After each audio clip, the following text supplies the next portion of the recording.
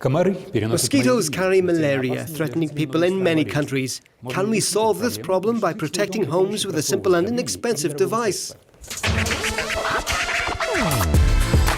I've been in the business of mosquitoes for the last 22 years. Studying these insects not only because they are fascinating, but also because they cause a lot of trouble in the world. Because of diseases like malaria, which still every year cause the death of more than 700,000 people worldwide.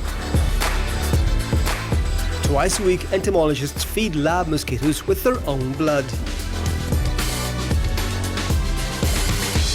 These insects, I mean, they've been with us for millions of years. I mean, they are an evolutionary Rolls-Royce, if you wish. I mean, they are very good in finding people, they are very good in transmitting the diseases that they carry. And controlling them for us as mankind has been very complicated, because if we spray an insecticide on them, they become resistant. So we have to find new and very creative ways of killing these mosquitoes and parasites. Mosquitoes bite at night, entering buildings through ventilation shafts and other openings. A European research project has developed a simple solution: plastic tubes with nets inside. The nets are coated with insecticide that electrostatically sticks to the mosquitoes. The ventilation is still there, but in those ventilation holes we're now installing our tubes with the netting, and the netting has the insecticide on, so that when a mosquito comes from over a distance, responding to the smell of these humans, they will then land on the gauze, pick up the insecticide, and they will die.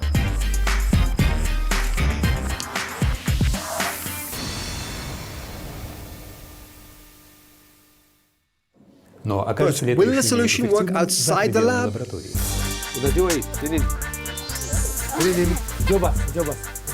Researchers have tested the device in more than 1,300 houses in Tanzania with good results. They're now working with local construction companies to have the anti-mosquito tubes installed in all new buildings. For a full 7 months, we can kill 100% of the mosquitoes that are making contact with the gauze. So we know from field data that it actually works for more than half a year.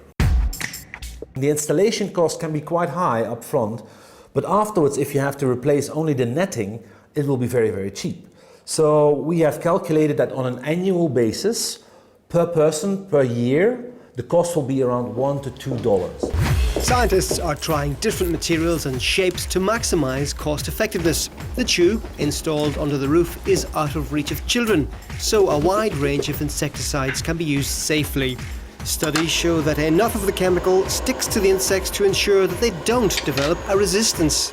Here, for instance, you see a mosquito that's been exposed to our coating. All the orange you see here is where it got the insecticides on its body. So it's way better exposure than, for instance, a bed net. The system potentially could be used in other applications, improving the safety of African families. The future for this technology is very simple.